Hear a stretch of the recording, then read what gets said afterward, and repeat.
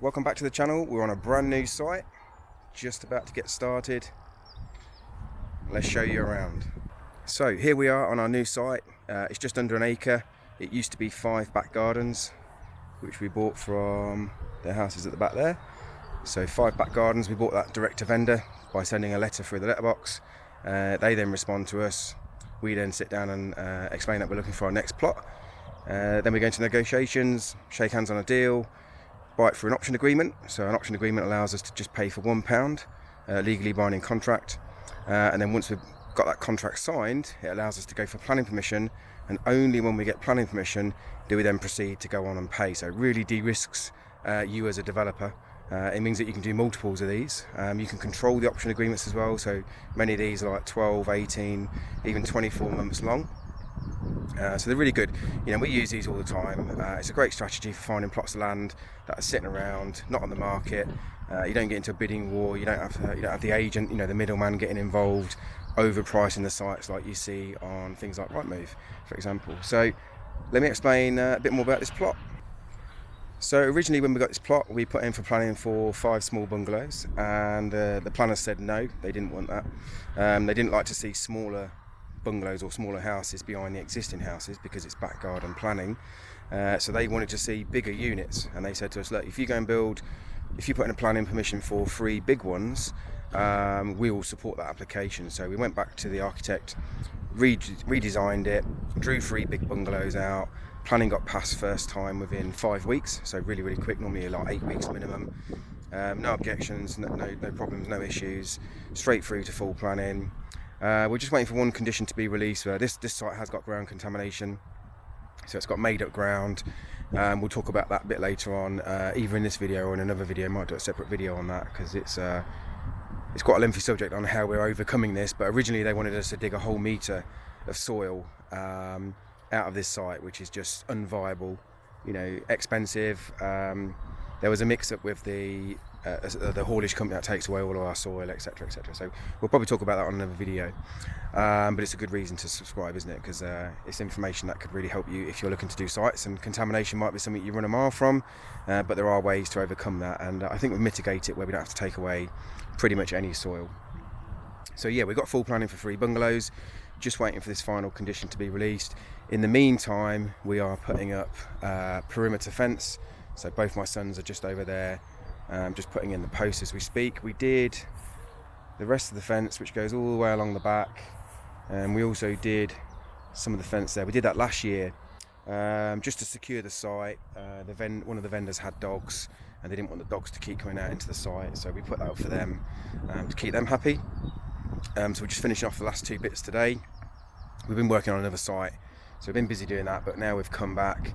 What you might notice is we've got a lot of bricks on site already. So 50,000 bricks. I bought these the end of I ordered them in 2021 when we got planning on the site, but I didn't take delivery of them. I kept putting the delivery back and back, and eventually we took ownership of the bricks only a few weeks ago, probably about 3 months ago, something like that. So we paid 2021 prices. I mean, bearing in mind bricks have probably gone up about 40% since then. So this is the sort of things that we do. We plan ahead, and we manage to sort of get stuff really cheap. We've also got a load of insulation over there that we bought while I was on our last site. We bought that cheap because it was going up in price, and because we've got this land and the plots, sometimes we'll have this stuff delivered. I know it's a bit of an outlay of cash, but if stuff's going to be like 30-40% cheaper, it's better to use the cash here and use it on materials than just keep it in your bank, burning away with rising inflation. So we're back here in a couple of weeks. We're just going to finish this fence, secure the site with some gates, just to keep the site secure. In a couple of weeks' time, we're going to come back here with a digger, and a dumper, and a forklift, and we're going to scrape the plot. So we're going to scrape all the grass off, because as you can see, it's getting all weedy now. So we're going to scrape all this off.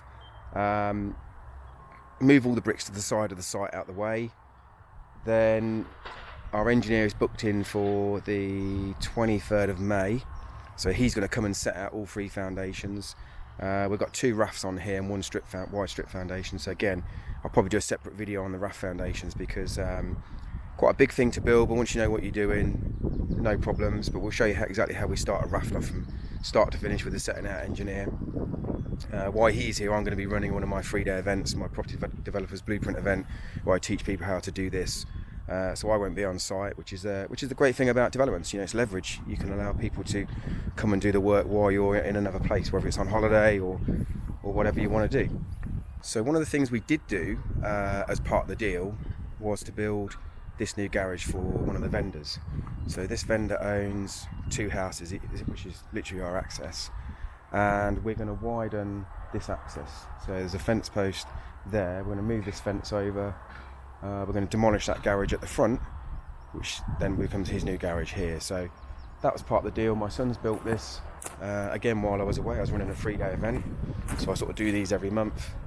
But as you can see, nice job.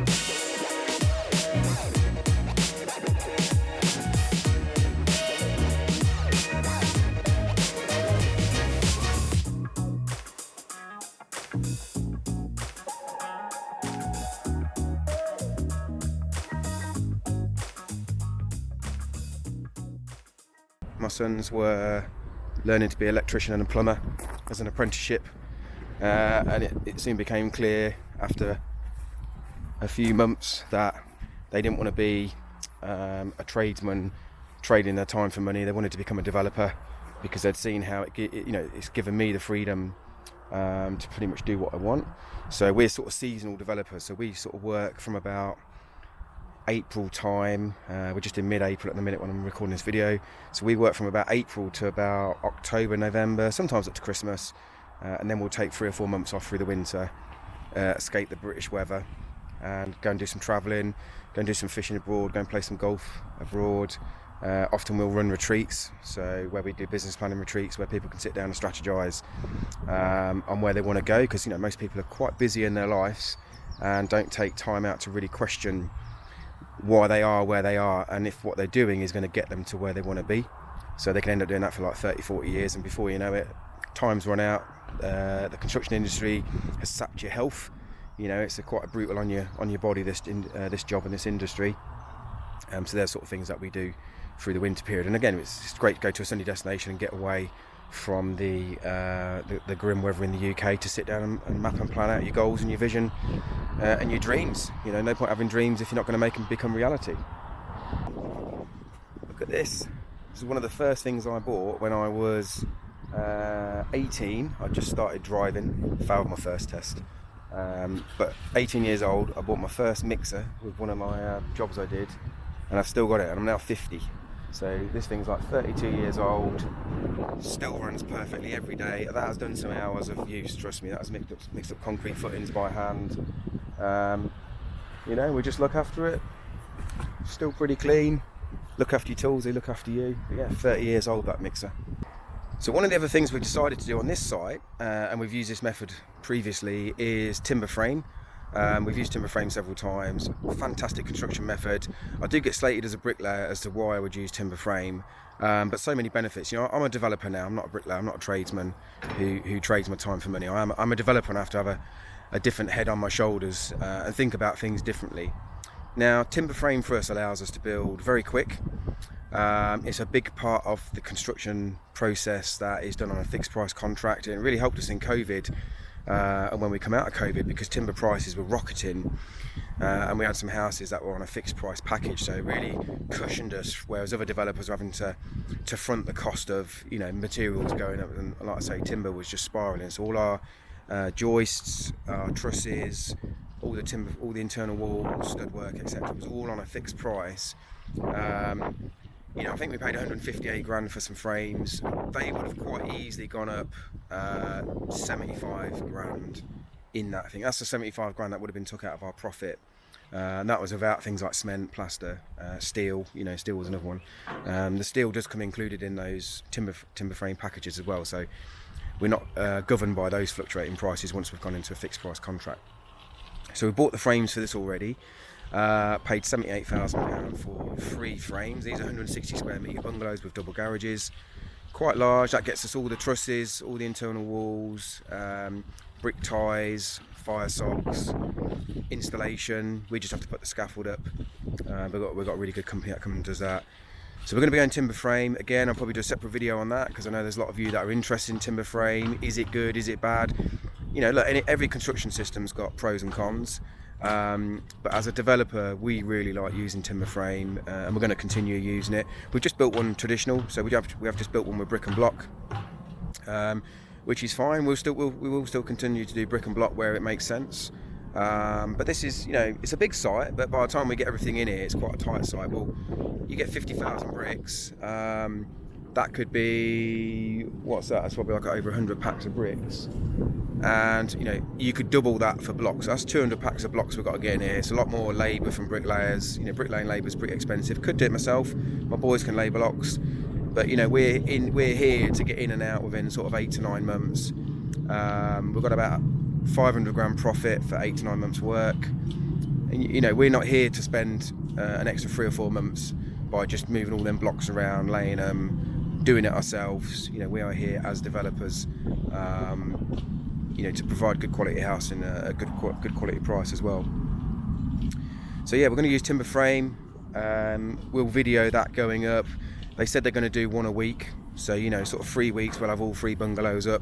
And then the benefit there is some of the trades like the plumbers and electricians can get to work on the inside, why the bricklayers on the outside. I'm going to build one of these bungalows myself.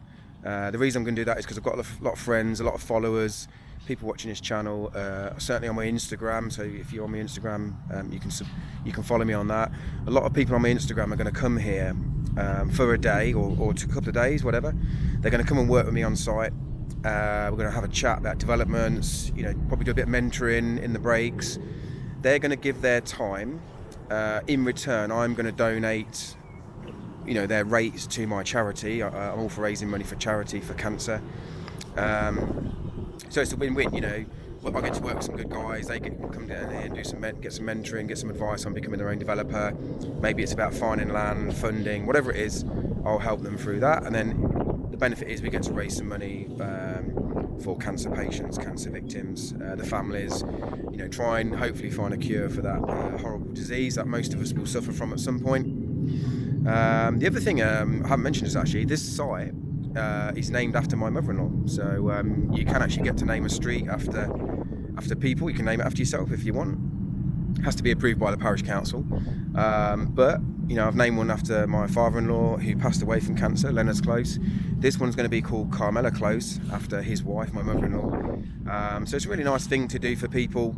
Legacy, my sons are, like I say, they're over there working at the moment. They're going to stand back and be really proud of what they've built over the years, and they can bring their children here, and their mates are pretty impressed with what they're doing. They've got a few mates in construction as well, so it's good to for them to see what they're doing and seeing how they're working as a developer rather than maybe just having a job or working for somebody else. So we've got a string line in place, just concreting these posts, and these are 3 metre posts, so they go into the ground real nicely. 2 metre fence. Just space these out, plenty of concrete around the bottom. Just come a couple of mil off the line, just so that we're not gradually pushing it out. And there's the posts. Nice big 4x4s. This fence will all be done tomorrow. We'll get it all post and rail today. Right, back on site, day 2. We had a real great day yesterday, so we'll just show you what we've done. So what we're doing is we're just continuing this fence that we put up last year all the way round, and we're going to block out this old fence. This fence blew over a few weeks ago. We had a big storm. Ours stayed up. That fence blew down, so we're just putting a new one up in front of that, just so it looks consistent with what we've just built. So yesterday we did all the post and rail, got all that, and we've just loaded up. Just put the gravel boards on this one. My son's just down there, started doing the feather edge. He loves that job. Just sit there all day with his music on, pop all the feather edge along. probably take him about hour and a half to do this bit. We'll put him on time lapse and we'll see just how long it takes.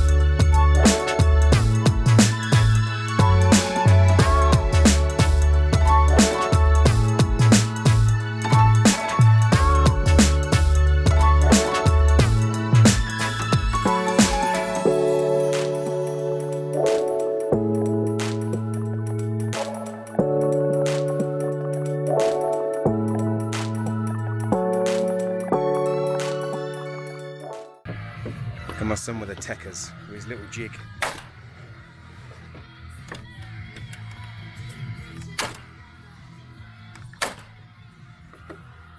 Plumb one, then that's all you need to do. Just keep using the little jig, moving it along, and sorted.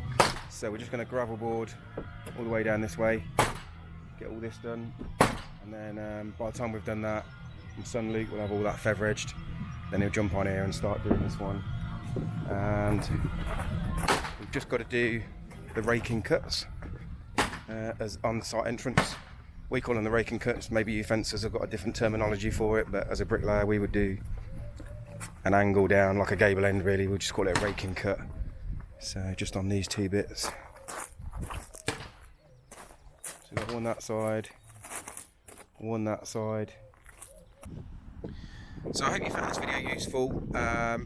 Make sure you subscribe, follow us, follow me on the social media. I'm on social media most days, sharing content, telling people about our journey, not just in all property development, but you know, sometimes it's a bit about lifestyle with what we do as a developer. Like I say, we take some time off in the winters and we get to have a pretty good time.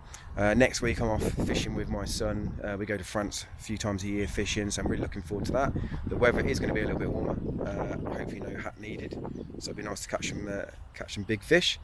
Get sat by the lake for a week, reflect on where I am in life and in business, what's working, what improvements can I make, you know, where do I want to be in the next 3 or 5 years. Got to start putting those plans into place now for 3 or 5 years time. It's no good waiting 3 or 5 years to put your plans into place. It's too late.